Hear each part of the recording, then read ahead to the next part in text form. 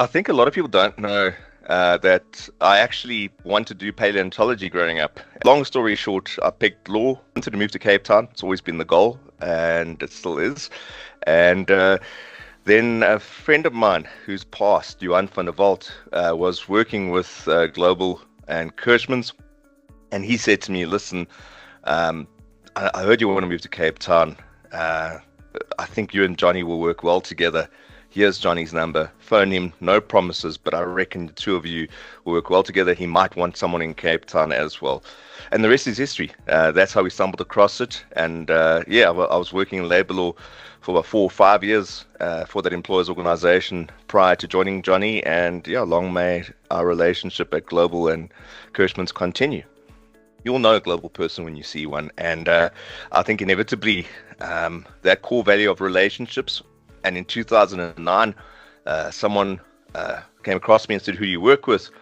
And I said, Global Business Solutions. And obviously at that stage in 2009, some guys had it pinned on Johnny. And I said, well, Johnny Goldberg. And they said, look, kid, because I was, 28, 29 at the time. And they said, look, kid, you're in the right space for labor law, if that's where you want to keep going. And at that stage, I'd been doing labor law now for 6 or 7 years, so it was where I was settled.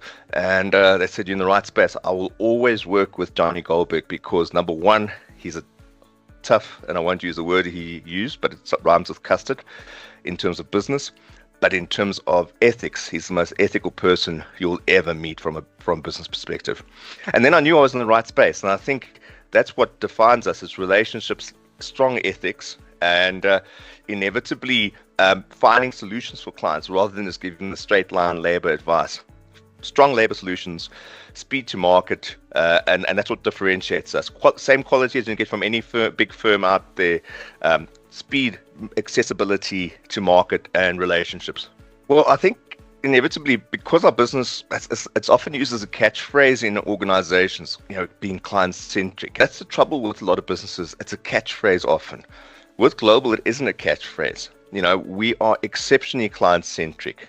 And again, client-centric is a thing that's thrown around way too much.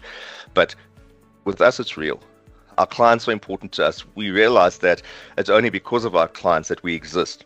So when we give advice, it comes from a space of trying to solve problems rather than just giving you legal advice. Anybody can grab a textbook, get their knowledge from their studies and dish it out. We provide unique business challenges, and a lot of the guys in our system actually are so focused on how do you make this work for you within the realms of labor law. And what's nice is that there's a lot of guys in the system with a unique set of skills, and we don't try and cross each other's spaces. We work together, we collaborate with each other, and that's what's so nice and unique, is that we don't compete internally with each other really. We know who the right guy is for the right space, be it a 𝗵𝗵𝗿𝗀𝗍 for equity, a John for design, HR, etc., a 𝗵𝗿𝗍𝗍 for strikes. The organization is unique and tailored that way. We know who would be best placed. We're not scared to sort of go, well, Richard in East London, 𝗵𝗐, come through to Cape Town, help out this client of mine. Right people, right places and stuff. And it's about the client at the end of the day. We don't really work off egos. We're not ego driven. A good, interesting question, because as you know, besides being part of the national exec of Global, I'm also a director at 𝗔𝗍𝗻𝑠, and there's a lot of the work we do is confidential, and the clients don't want that bandied around. We go in sort of like special ops, isn't it? Go in, sort the problem out, disappear, no one hears about it.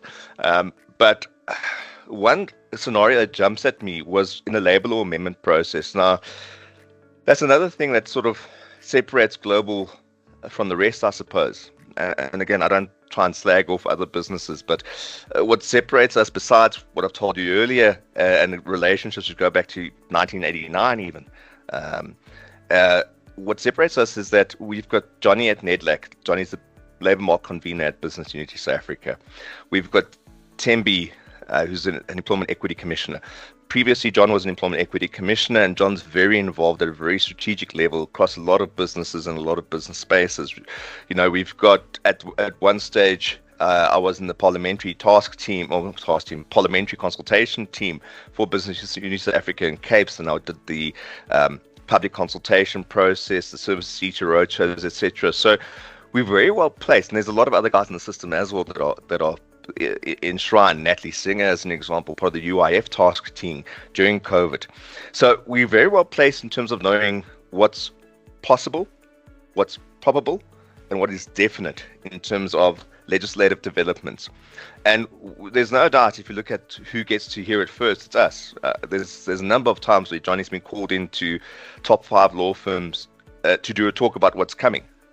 And I think that just talks to it. Sure, some of the guys have got drafters in the system, etc. The example I can give you is a company who had grown from, what you call a mom and pop shop in labor law, like an organization which had grown from a very small business to becoming JSE listed. And they contacted Johnny and myself and said, guys, we need to know, is this whole equal treatment thing possible, probable, or definite? What's the situation? So look, it's definite. And they said, okay, help us so that when this comes into law, that we can be compliant. So what we did is, knowing full well that equal treatment came in, and it's through no fault of the current business.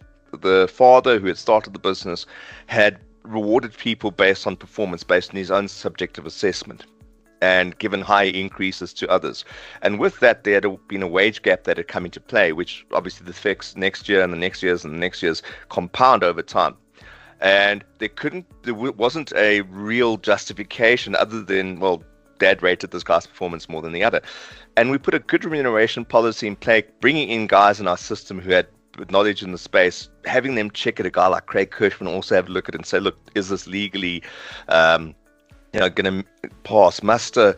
And with that, we were able to give the client a product and a policy and a strategy, even if you want to call it that, to say, well, here's how you're going to implement this going forward to ensure that once the labor amendments come through in 3 years' time, you have a policy, you have a strategy in play, it shouldn't be a problem.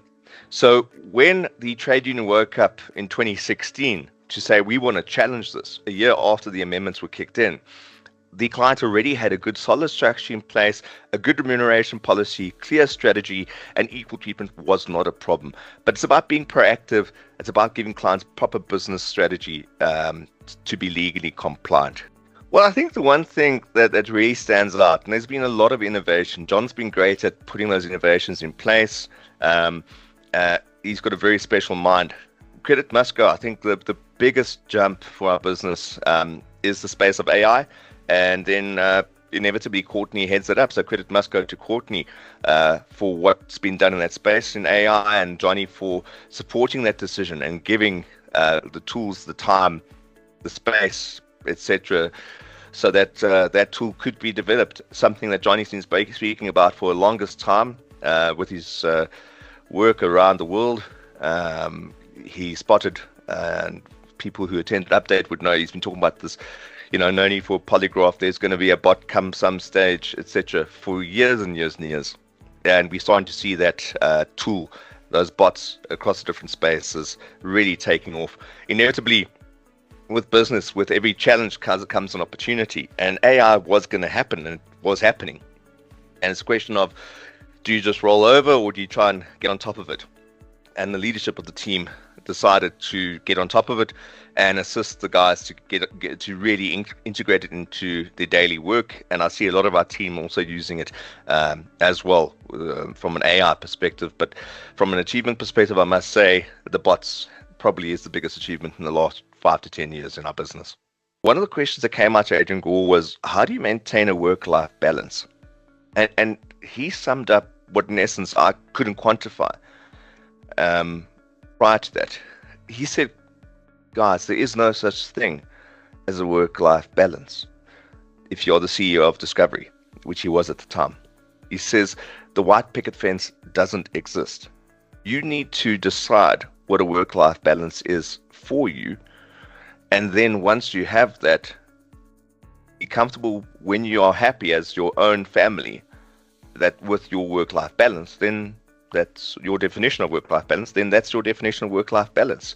And what he did, and he made as public knowledge, he made it public knowledge, when he was in Johannesburg, he'd make a point of taking his kids to school. He put his phone off. You couldn't get hold of Adrian Gore in that time.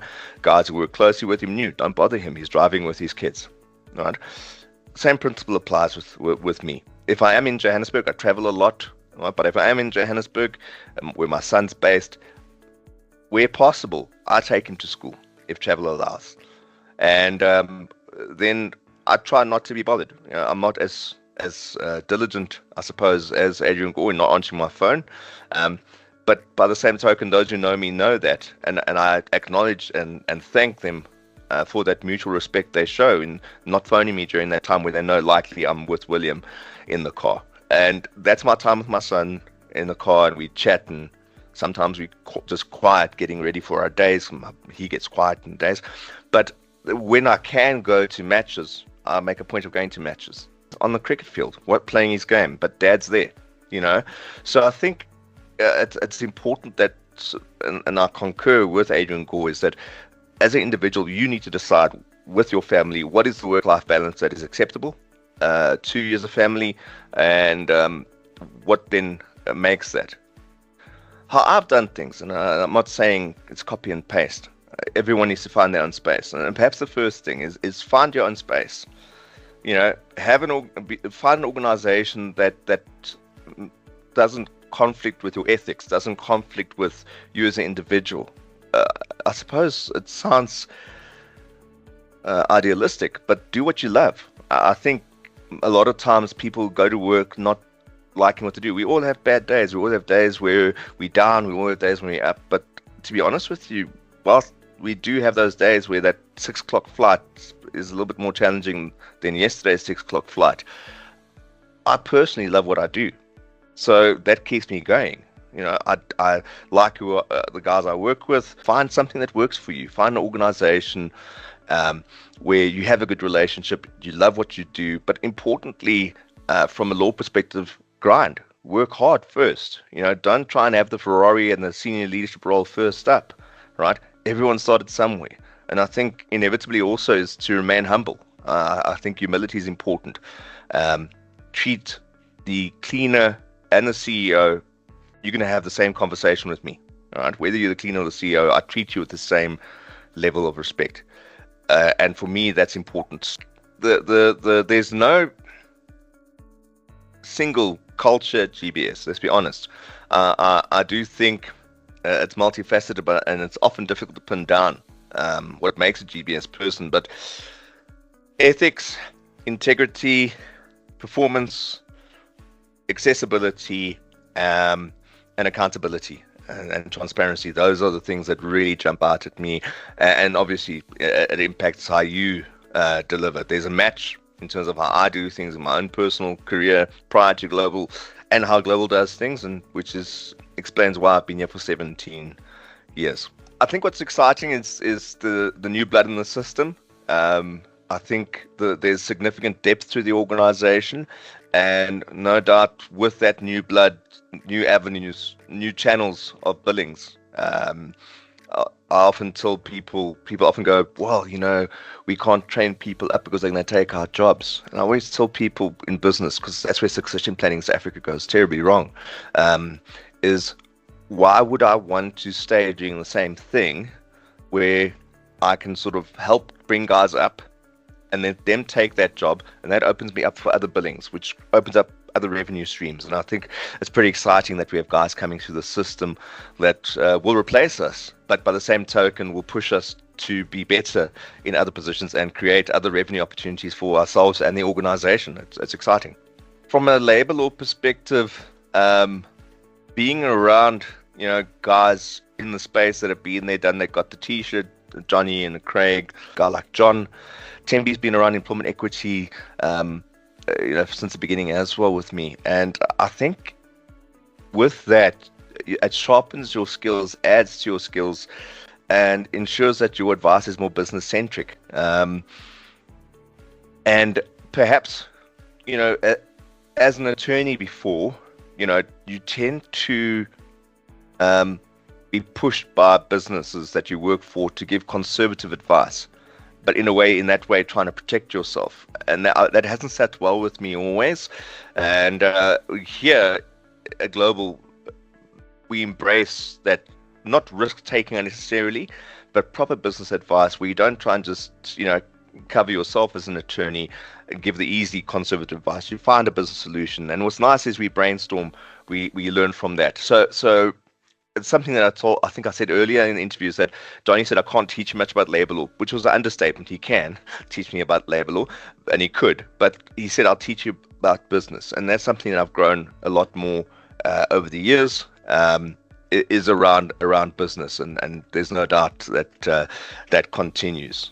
For the future growth, again, it's the earlier conversation. I think, whilst there perhaps might not be an upward trajectory, career-wise, inevitably we grow as individuals, organization, with our skill sets, what we exposed to, being involved in leadership discussions, etc.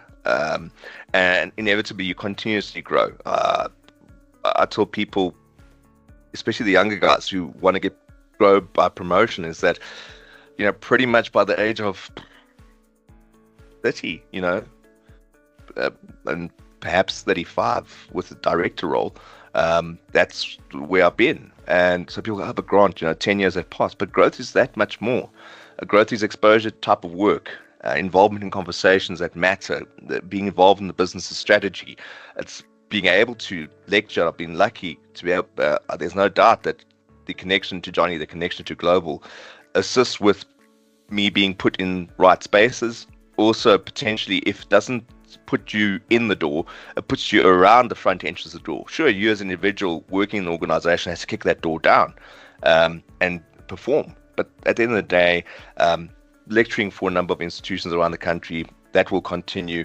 And inevitably also, when I was 30, representing business in Parliament. It doesn't happen very quickly. And as I say, I put it down to being involved in the organization. So in terms of career going forward with me, yeah, I think it's going to remain on the trajectory it's on now. And I'll be interested to see where it goes.